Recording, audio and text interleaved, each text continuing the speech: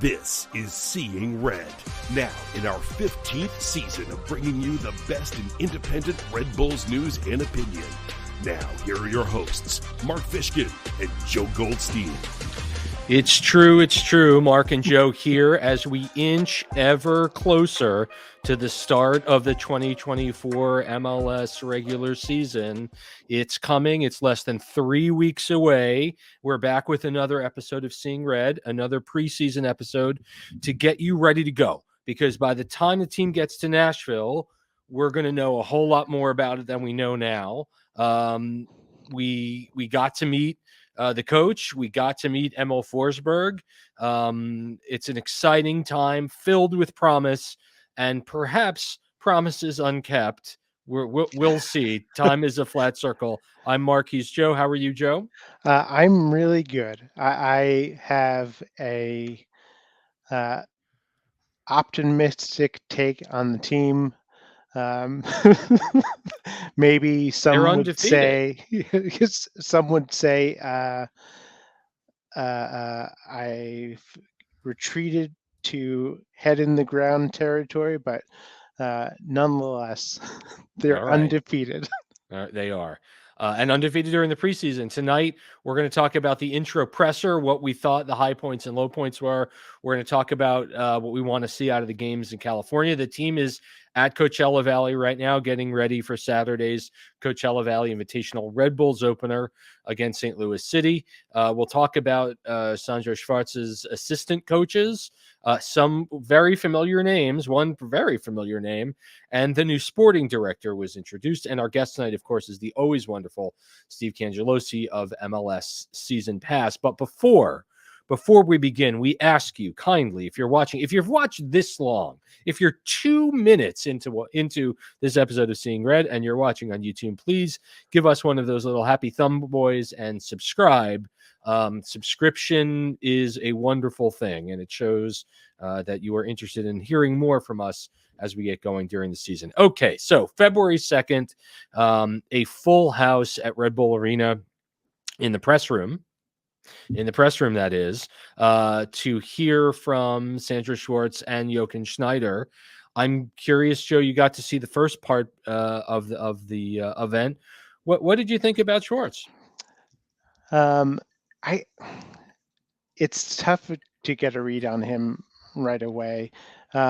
I thought he sounded upbeat and willing to take this job on. He wants to get a system or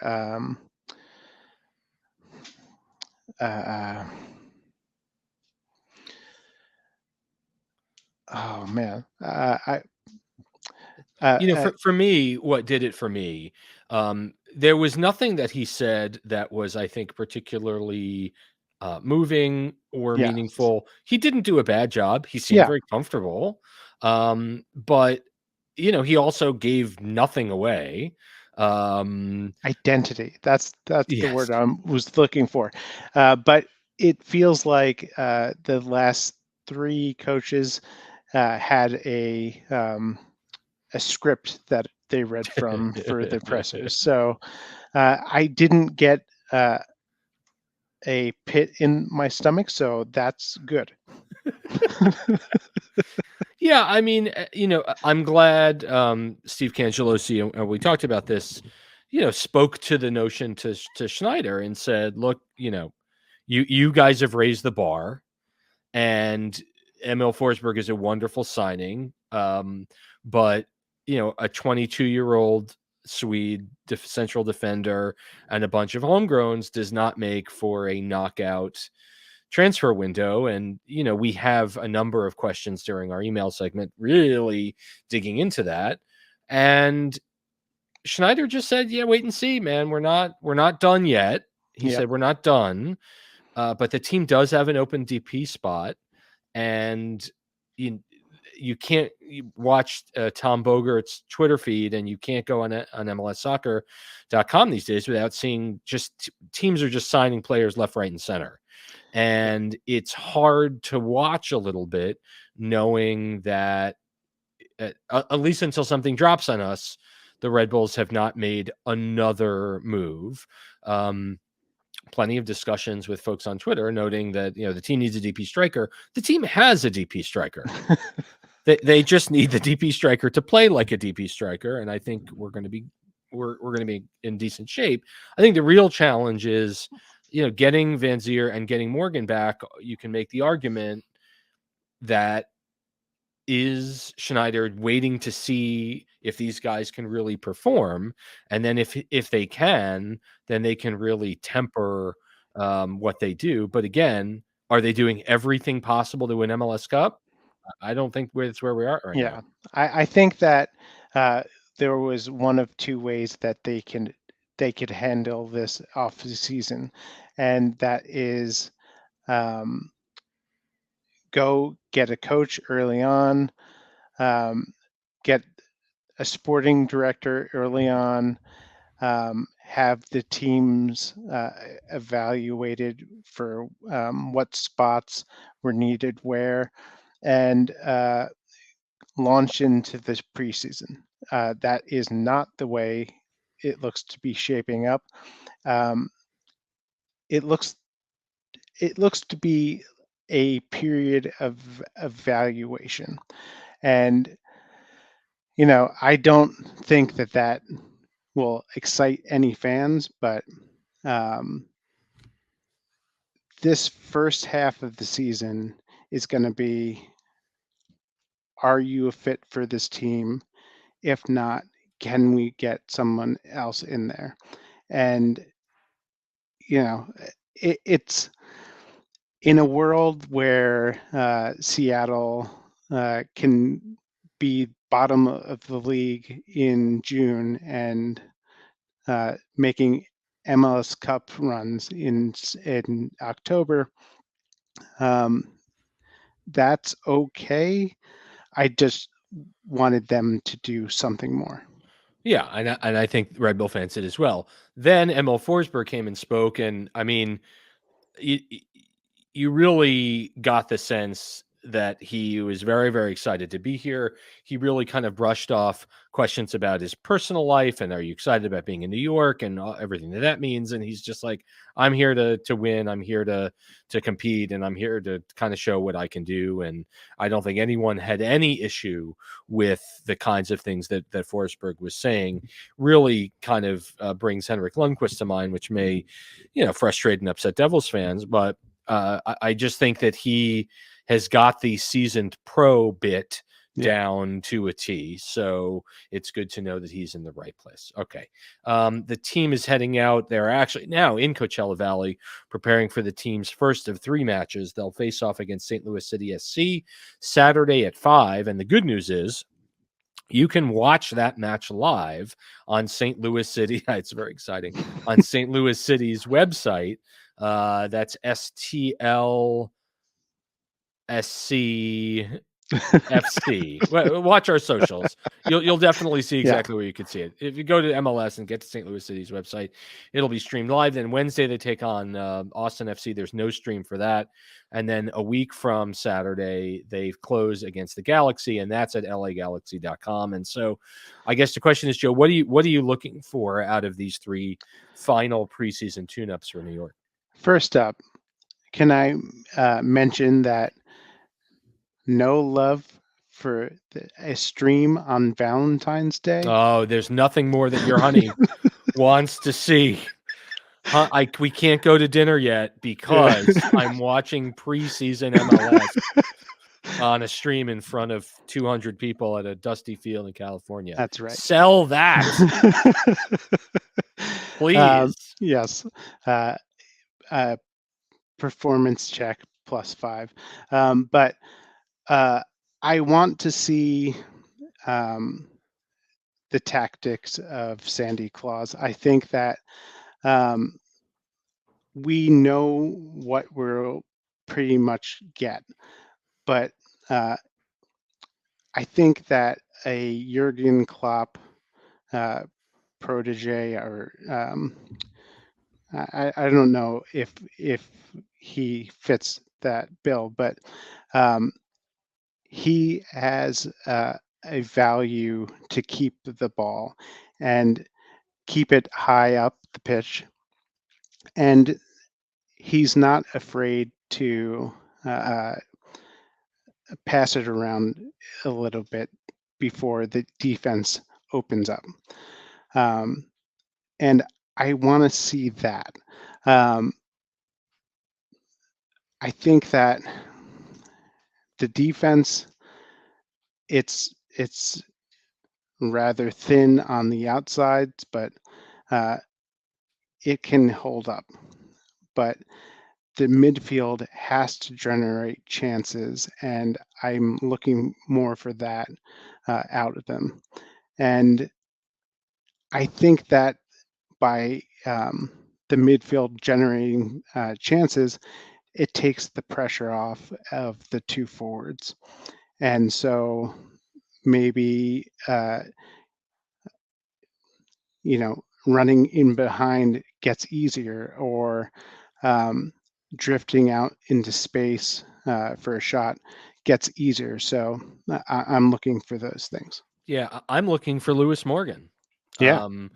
I will personally take on the cross to bear of the entire press corps for not asking very specifically of Schwarz, how is Lewis Morgan? Is he healthy? Is he a candidate to be ready for opening day?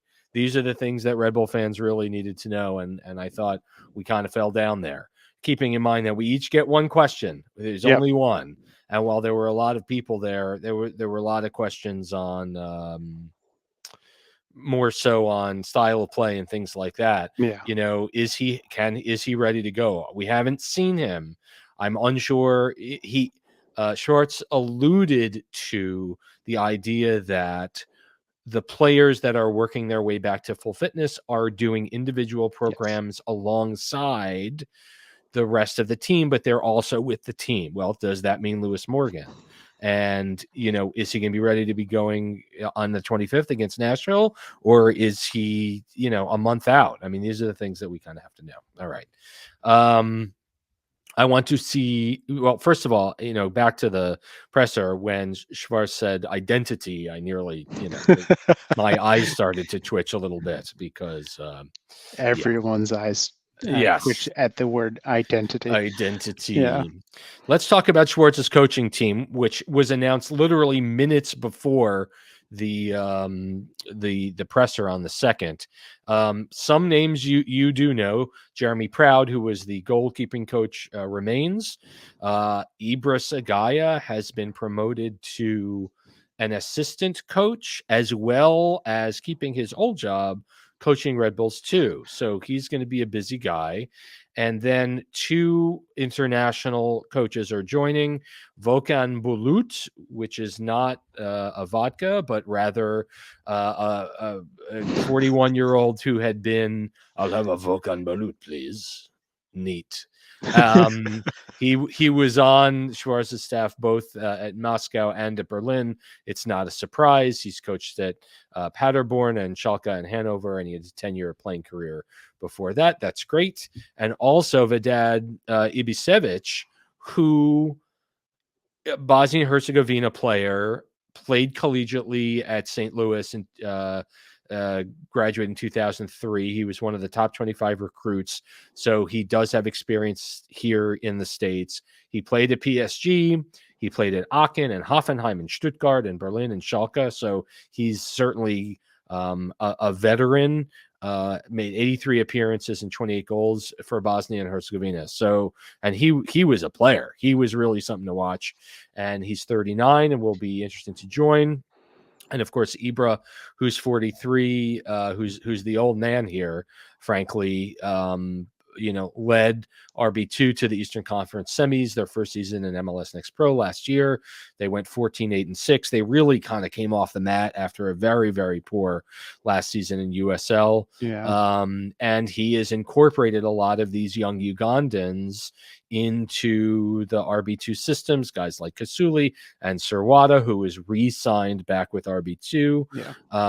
And the fact that he will be kind of officially an assistant, I think, is a good thing. And I'm very kind of curious how BWP continues to grow, because we know that he was an assistant at RB2 last year, and how his role continues to grow. Any other thoughts there?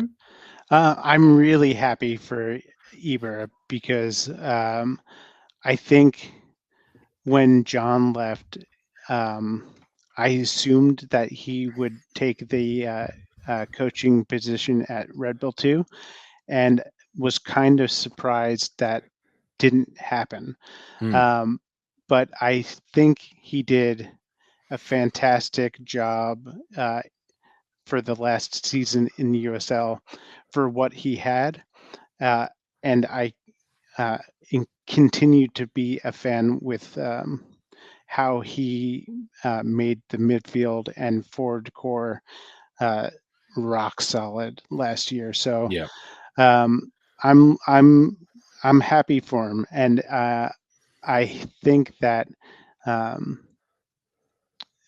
he's the sleeper on this coaching staff, but he's a dynamite person, and I expect big things from him.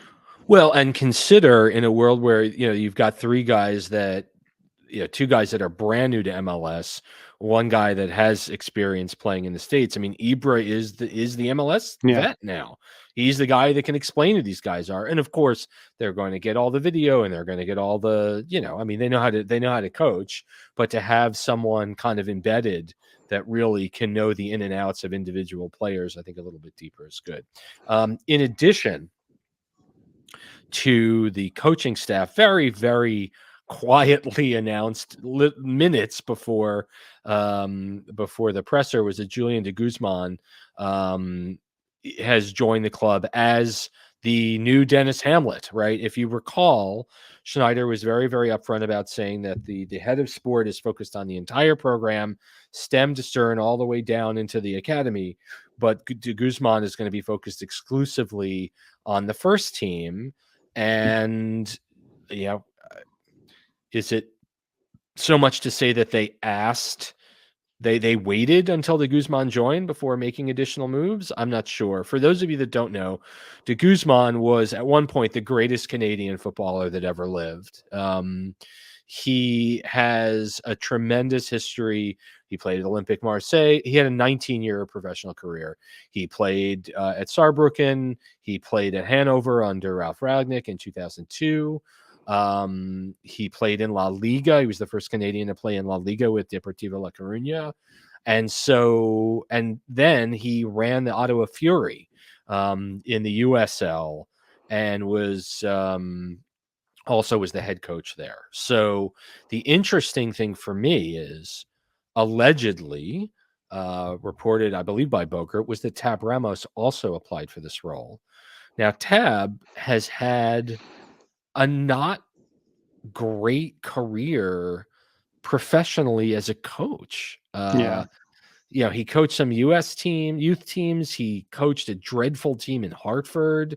I believe I'm not sure if he coached in Rio Grande Valley. He was in the Houston system. Like, he's been kind of all over the place, and it's sad to see, obviously, as a kid from Jersey, but it would have seemed to have been a natural to bring Tab Ramos in and really link, because as some of you may know, Ramos was actually drafted by the Cosmos and was the first signing for the Metro Stars in 1996, and he's a U.S. soccer legend and Hall of Famer. I have to think he's a Hall of Famer. And so really, really interesting for them to say, no, we're not going to go there. Any thoughts on de Guzman in general? I think having no particular idea of what he brings to the table. I'm wary. I don't know what to think of it. This is the most unusual hire of the bunch. Maybe he's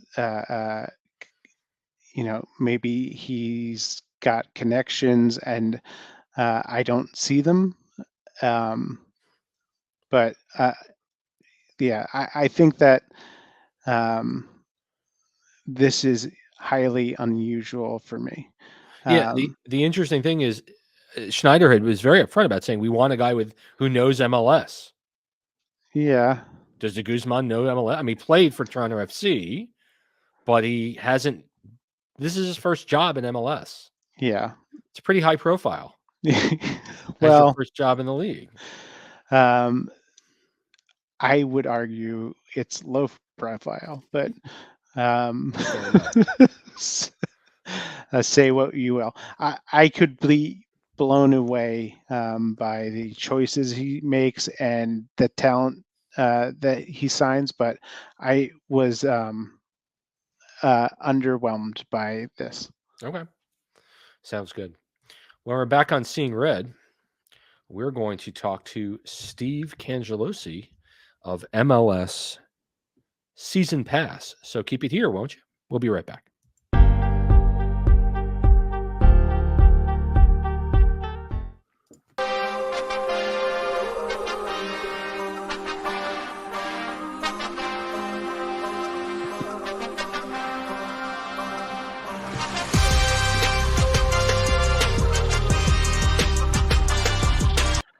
We are back and chatting. Very, very happy to be chatting once again with the 2-decade play-by-play voice of the New York Red Bulls on MSG, and now about to embark on his second season with MLS Season Pass on Apple TV Plus. That's Steve Cangialosi. Welcome back, sir. And first time in video. Very excited. Yeah, I'm excited about this. I don't know how excited your audience is about that, but I have one promise to you. I will neither be cynical or display dissent during this podcast at the risk of receiving my first blue card and getting a 10-minute ban from the Fishkin podcast. Do not want a blue card. Very strange. Very, very. Like, do we need this right now? Yeah, let's give the refs more things to think about. Let's overload them even more with another element. We'll save that for another day. Probably over the summer, this is going to start to come to a head. Yeah, very, very odd. Let's start with what we saw on February 2nd. We had the introductions of Sandra Schwarz and also Emil Forsberg. Was a packed house in the room. A lot of folks very, very excited to hear from these guys. I don't know if we learned a lot. I thought Schwarz seemed at ease. I think he was very comfortable. I'm curious what your kind of your first impressions of the new Red Bulls coach. All right. So the headline of the event that day, and not necessarily the coach, I thought was the introduction of Emil Forsberg in that setting for the first time. Yeah. And I think we should circle back to that.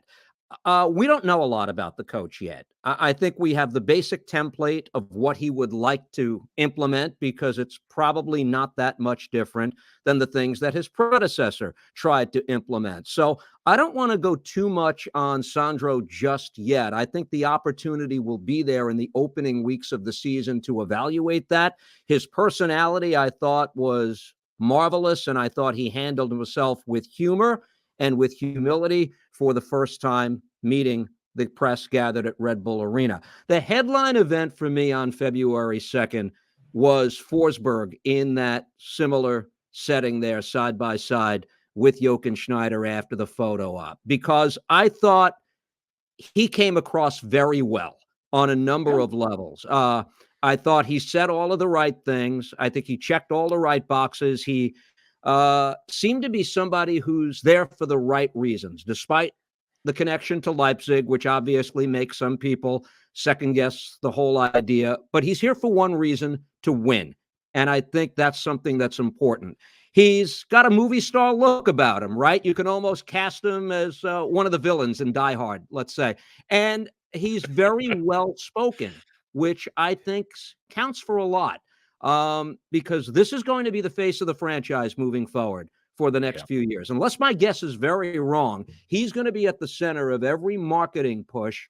And for the longest time, Mark, it seems like they've had the same guys being the go-to guys for the press that covers that team. It's been John Tolkien. It's been Sean Nealis, who wears the captain's armband. They need an infusion of something fresh in that respect as well. And I think Forsberg's equipped for that.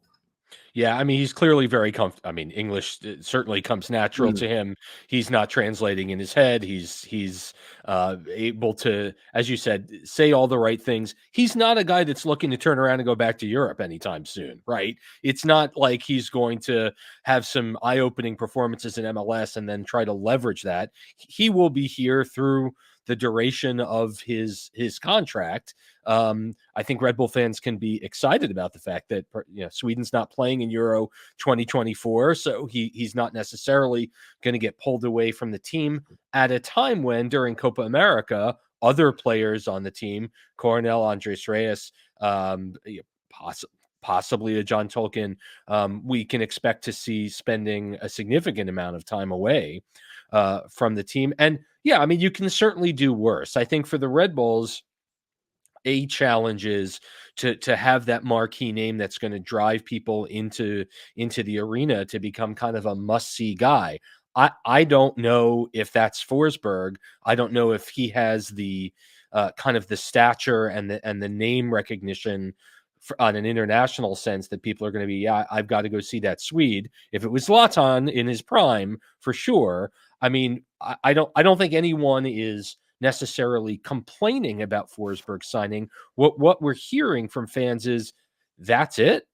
That's all you got. And I'm curious what your thoughts are. You asked a very well phrased question to Schneider, asking him to kind of grade his offseason. And he said, be patient. We've seen over the last week and a half, lots of MLS teams announcing signings. NYCFC, after getting rid of probably half their roster, continues on an almost daily basis to announce new players. I'm curious what your thoughts are.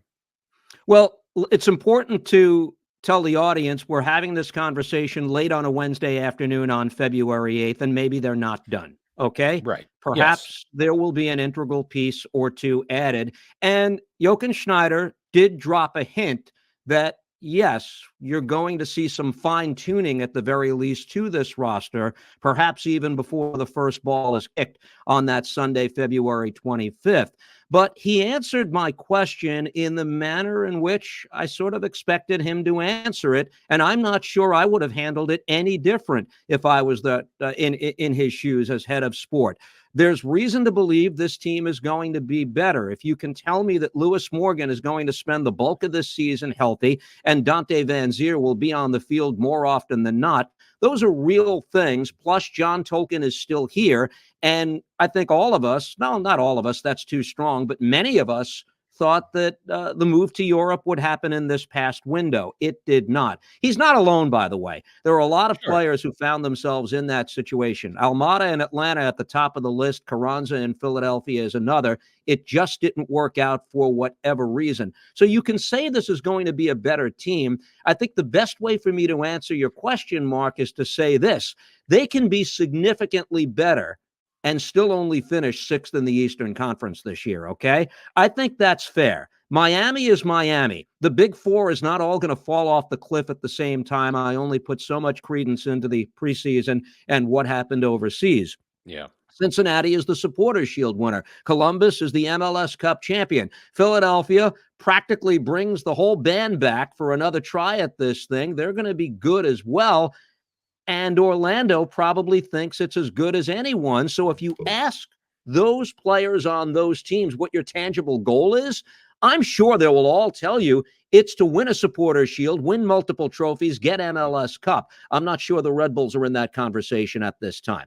No, I don't think so. Nor in year one of Schwartz's and Forsberg's tenure do I necessarily think that that's on tap. I think that for them, probably shooting for that 4th spot and a home playoff game is, home field in the playoffs is probably where they want to be. And I think for Red Bulls fans, I think a top 4 finish in the East would give some sense that the ship has been righted and the team is on the up and up. I was also really, you mentioned Tolkien and you mentioned what Schneider said about him, and he was asked about, what's the story here? And he kind of said, there is no story. And so whether or not that means, no, in fact, there wasn't an offer for John Tolkien, or no, there was nothing moderately in the range that we would consider for him. You would hope that he'll have opportunities, because I genuinely believe, and although he may be behind DeJuan Jones on the U.S. depth chart right now, he needs more opportunities at that level.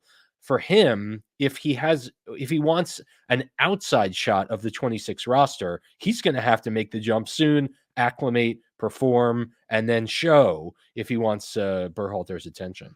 And I hope that my question to Jochen that day was not an indictment of sorts. It was really just an inquiry about where this stood, because I think you're not alone. Making the jump right now, assuming he's going to a place where he's going to get significant minutes, would be a fantastic thing at this point in his development. And we all know, people who cover the world game, perception is reality, right? If you're on the field every week for a European team, obviously people around the globe and people in the Berhalter universe take notice of that each and every week, right? But let me be clear. I still think there's great growth for John Tolkien in MLS, because the league itself is getting better. He's in a very good conference. I think he's lining up against very good players more often than not as an MLS Eastern Conference starting left back. So there's more for him right now. I'm interested to see if things kind of tick up a notch when the summer window does roll around. Because I think that group that I mentioned, Tolkien, Carranza, Almada, and there are others, I think there comes a point in the process where they really start to get antsy about this after a while. I mean, it happened for a player like Brandon Vasquez getting it just under the wire, right? Where he's going to have a nice career at Monterrey or wherever he winds up after that. And he's joining them at an age where he really can impact on a weekly basis. It'll be interesting to see what how Cincinnati's able to pick up the slack. I know that Vasquez wasn't the contributor that he was in previous years there in 2023, but still, if you're going to face them, I'd rather have them without a Brandon Vasquez than with. Any thoughts before we let you go about MetLife getting the final? I thought for the World Cup, I thought that was a surprise. Everything we had been reading in the press for weeks on end was that Jerry World was going to be was getting the final, and then as everyone kind of all interested parties all watched live as Infantino made the announcement that New York, New Jersey Stadium will be hosting the World Cup final. What are your thoughts? I was out to lunch with friends at the time that show was airing and the announcement was made. And I looked down at my phone and I just said casually to my wife and the 2 other people we were with, "You guys want to go to the World Cup final?" And I said, "How do we make that happen?" And I said, how does your kid feel about community college? First of all, these tickets are not going to be cheap and they are going to be very scarce. I was surprised. Everything was pointing towards AT&T Stadium in Dallas. There was what I thought was a credible report that decision had been made, and that turned out to be 100% wrong. There are things that the New York area can offer that no one else can. You and I have lived in this area most, if not all, of our lives, so we know them intimately. But I do think things like infrastructure in hotels, the way we travel, the way we commute in this part of the country, all played a very, very significant role. And for all of the grief that they get from constituents, you have to tip your hat to Governor Murphy in New Jersey and Mayor Adams in New York, because by all accounts, the stories that have come out in the aftermath of the bid reflect very positively on their input to get this done. So kudos to them. Yeah. And if you're a Red Bull fan, I think you can't hurt yourself by becoming a full season ticket holder. Well, The notion of you being one of the 82,000 people in the stadium are slim, but frankly, but I think to position yourself to be under consideration, I think the number of tickets available to the general public for that game are going to be very, very small and very, very expensive. So think about what this means for the team too, Mark. Okay. Red Bull Arena was always going to be a training center for one of the great national teams in the world. Teams have toured that place and they love it. But now you can almost rubber stamp that that's going to be a home base for at least one of the World Cup finalists leading up to that final game in 2026. It checks all of the boxes, including, of course, proximity. So there's a lot to be excited for people involved with that stadium and people with the club. It's a home run on a lot of ways that I think most of us haven't even thought about yet. Yeah. And if New York can get their shovels in the ground for their second training center and get that completed in a way, they may have a number of teams using Red Bull facilities. Always great to talk, Steve. Thank you so much for stopping by. I know that we will speak to you during the season, and get ready. Now, are you going to have a lot of Red Bull games to start, or are we going to be enduring other less familiar voices? You will have talented people calling these games, Mark. I promise. No doubt. My first trip to Red Bull Arena, I can tell you, will be the Miami game, the matinee. Right. March 23rd, is it? Off the top of my head, I don't have it all memorized yet. That's the first time I'll be blessed with walking back into the arena.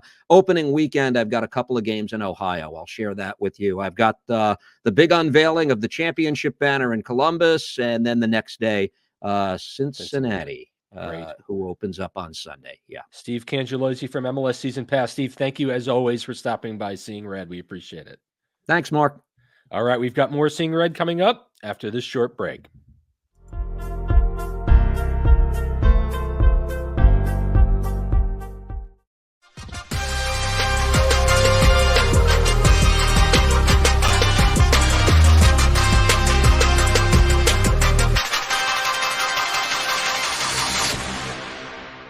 Brown.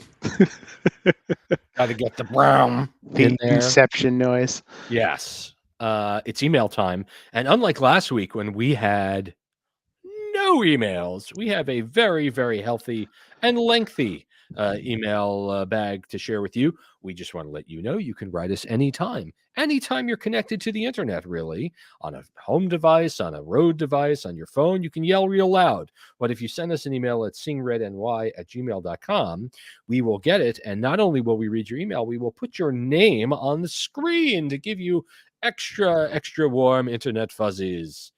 Here's Mike Cesarski, who is an OG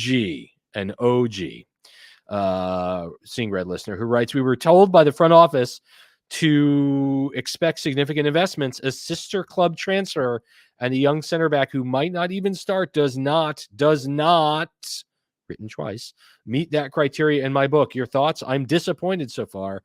Thanks. You guys are doing great work. That's Mike Cesarski.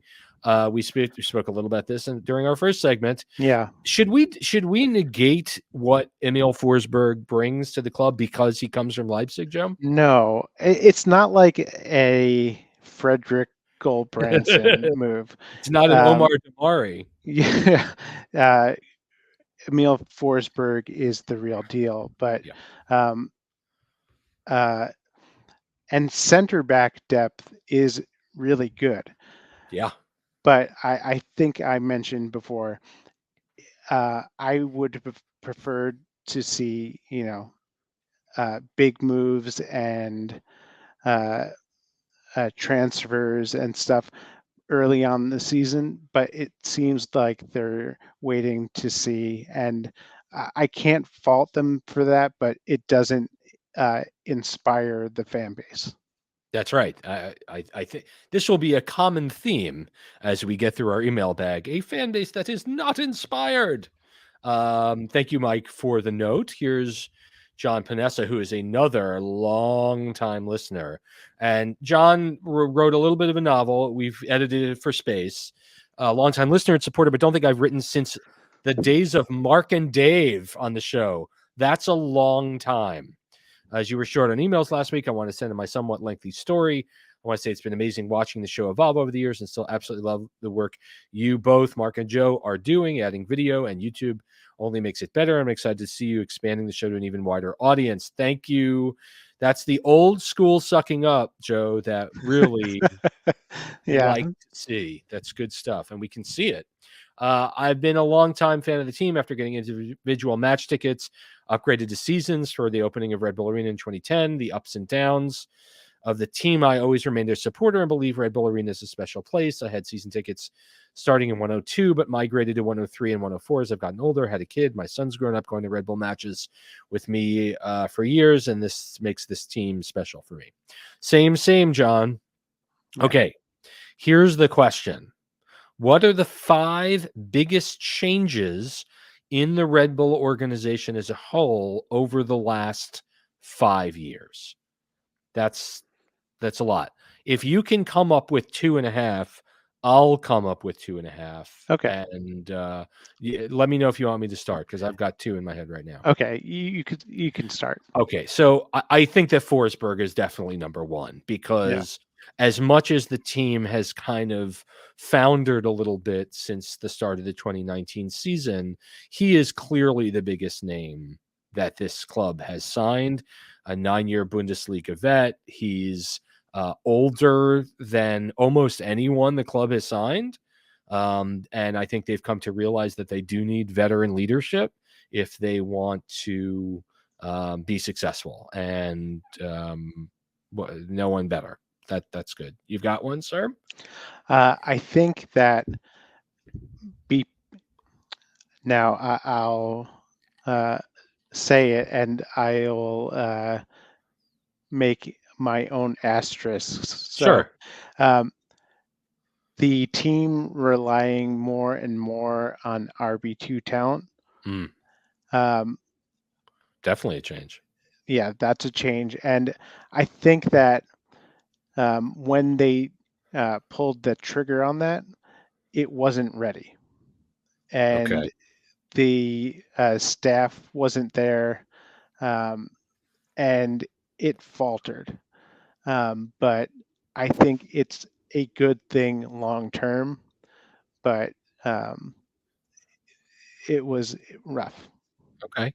I've got something that's also relatively new, is the willingness to sign homegrown attacking players. Yeah.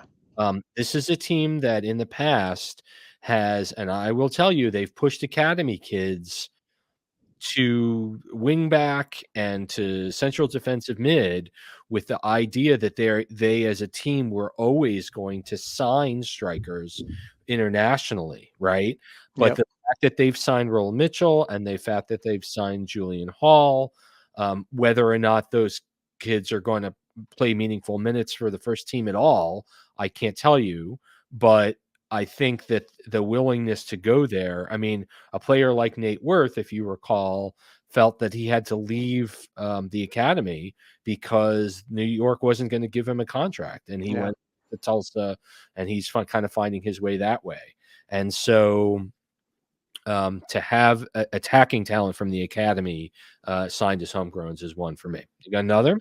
I think European coaches, because for better or for worse, there was a steady stream of American coaches, Petke, Marsh, and Armas, and whether or not they faltered on the sporting side or,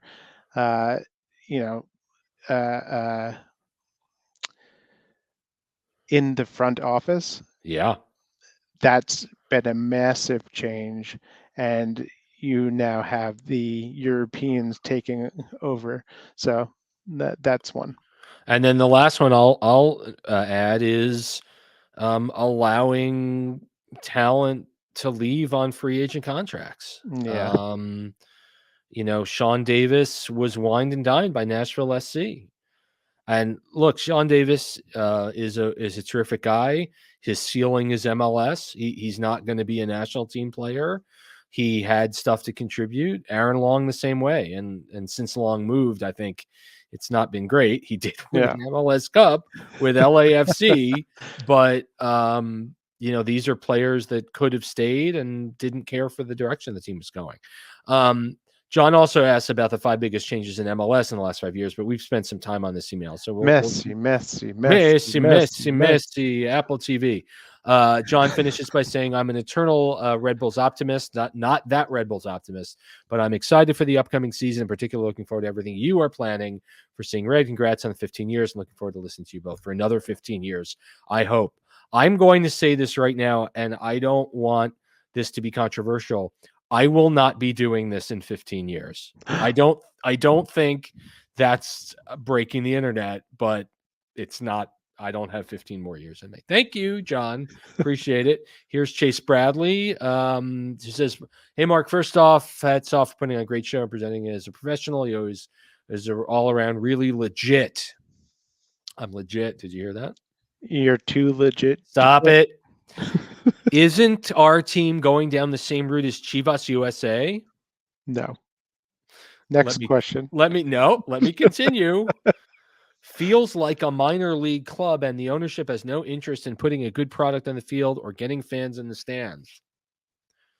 They have no interest in getting fans in the stands?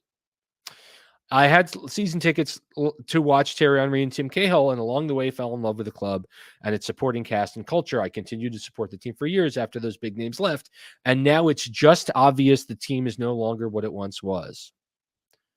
I mean, that is, yes, it is not what it once was. That's just how it works now. Our team is dying. Is the team dying, Joe? No. Okay. Chase continues. Red Bull out. We are the minor league and Leipzig is in the majors. I mean, there's some truth to that. The owners do not care about us. Forsberg is a nice signing, but nobody knows who he is, and he came from within the organization. Literally cost the owners nothing to make that happen. We had Thierry Henry, and now we are minor league. I'm not the only one that feels this way, and the owners won't do anything unless the fans come together in a movement. Either get me something to cheer for and watch, or Red Bull out. I'm not paying to watch RB Leipzig Youth Development Camp. 20-10 in 2018 at Red Bull Arena was a completely different world. Even post Henry and Cahill, they gave us something to cheer for. Now just a bunch of amateurs. Chase Bradley. Chase is passionate, and he is absolutely entitled to his feelings. And just by looking at what's going on in the stands, I think it's plain to see that it's not the same as it was. But, I don't.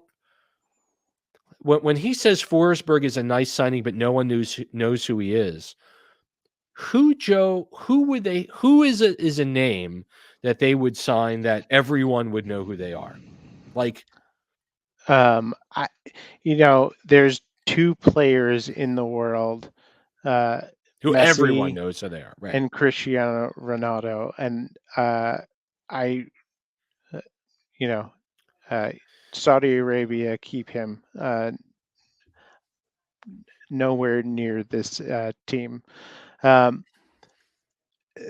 That's not possible. And Tim Cahill and Thierry Henry were not household names. Thierry Henry more so, but Tim Cahill, no. And Thierry Henry and everyone who is like an early DP, said that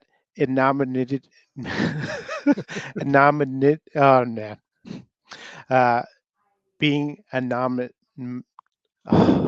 it's all good, my man. Anonymous on the street, was a strong selling point. Yep. So it's not like a world where a player brings a high enough profile that can get fans into the stands. And once again, Arsenal fans did not fill Red Bull Arena when Thierry Henry was here. That's correct. They didn't. Many of them noted they had no idea he was here. Yeah. You know who one player that I would take in a heartbeat, though? Who? I would take Roberto Firmino in a heartbeat. Oh, yeah. Who is apparently in Saudi Arabia and unhappy because he can't get his good, teeth whitening done there. So he's got to figure it out. Like, I mean, I would take Bobby Choppers in a second. Yes. Oh man. Yeah. I agree. All right. And again, Chase, we feel you, man. It is different. It is different. But Forsberg, I appreciate the fact that he is not a World Cup winner.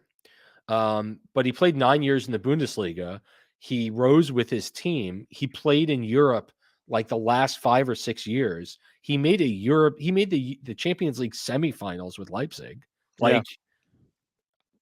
Just saying. I agree that you want world-class players here. And I agree that many people feel the way you do. Yes. We're here talking about the team, though. Lastly, old school fan Pedro Gomez, who is in Germany and wrote us from there. Did you know that you can send email from Europe to the United States, Joe? I had no idea. First, I want to say thank you for your continued and top-class coverage of our team, and also give Joe a big wave of positive vibes on his road back to health. You are inspirational. This is true. This offseason has not been inspirational, however. It's been an absolute pit of despair like the last few years. No, but if only adding Forsberg and a draft pick is reaching the next level, then, gentlemen, the view from the second floor apartment is not the view from the penthouse I was imagining from the presser back in October. We are miles off, in my opinion, for making the changes the team needs to contend for anything outside of a playoff spot. At best, this is a C+ or B- offseason. I know it's only the winter and maybe more signings can come in the summer, but without another significant upgrade on the wing or up front, we're just not going to be a contender for any silverware. We need another proven winner or two in these areas to push the youngsters and teach them the intangibles about being a champion. Curious to hear your offseason grades where you think we need significant help. That's Pedro Gomez. Pedro, as always, thank you so much for writing. Pedro's been listening a very long time. Yeah. How would you grade Herr Schneider's transfer window? The transfer window is open. Yes. So he's not done. It's an incomplete, is what you're saying? It's incomplete. I think it stays open until late April. And it can go one of two ways. Everybody expects it to go that we're not going to sign anyone in the early season. And certainly Schneider and Sandro kind of spoke to that, but they also hinted maybe one or two players. So I don't know, but I think that the significant moves, if there are any, come in the summer. And so incomplete and maybe a B-, because Emil Forsberg is no joke, and Lewis Morgan coming back into the season, if he does, no joke. He does, that's true. I'd give it a B. I think to get a champion, a UEFA Champions League level player is not something that every team has. I agree 100%. There needs to be more.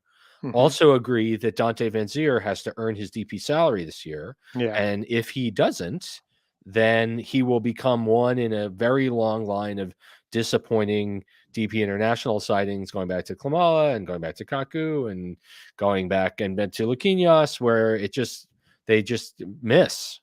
Yeah. And so I understand that it's tough. It's tough to watch all the signings, right? It's tough to watch the team across the river. Almost, it seems like every day there's a new young South American or European that's joining the team, and it's hard to watch. But they just have to score. They have to score. That's what it comes down to. The defense was rock solid last year. Solid. But you need to score, and without that, everything is infinitely more difficult. Yep. So yeah. We've come to an end of a Seeing Red. First of all, thank you very much for everyone who wrote in. I think those are great emails, and we care a lot. We want you to continue to write. I understand that we will challenge your emails. All of your feelings are valid and should feel validated. It's okay to want the glory days of this club back. Perhaps we're getting there. I have to believe that the goals will be easier with Forsberg on the field. How could they not? I mean, if they still have trouble scoring goals with this guy on the field, it's going to be really ugly, really fast. Yeah. Before we close it up, you want to we asked this of Steve Cangialosi, and thank you, Steve, for joining. But any thoughts on MetLife getting the final? Excuse me, New York, New Jersey stadium. I'm thrilled, but I can't see how I'm in the arena for the final. But I dreamed of this day. Yeah. I think, I put out a tweet earlier in the week, which was like, here's the hierarchy of people getting tickets. It was like FIFA sponsors and US soccer sponsors and finance bros and the media celebrities and friends of Charlie Stilitano, and like 400th was like MLS season ticket holders. Maybe. I mean, in 94, I got tickets I was able to get into one game. I saw Morocco and Saudi Arabia at Giant Stadium, which was super fun. Yeah. With 8 games at the stadium, I would like to think that we could get to go to a game, and that would be amazing. But it reminded me of when MetLife got the Super Bowl years ago, and they were doing like man on the street interviews in the city, and they're like, "So, you excited about the Super Bowl coming to New York?" It's like, "Oh yeah, I'm totally excited to go." And it's like, "You're not going." What? But any opportunity to stick it to Dallas and Jerry Jones, I will take. We will be back next week on Seeing Red, where we'll have a game that we can see to talk about. It's very exciting. Thanks so much, everyone, for watching. Have a good night, everyone. Bye-bye.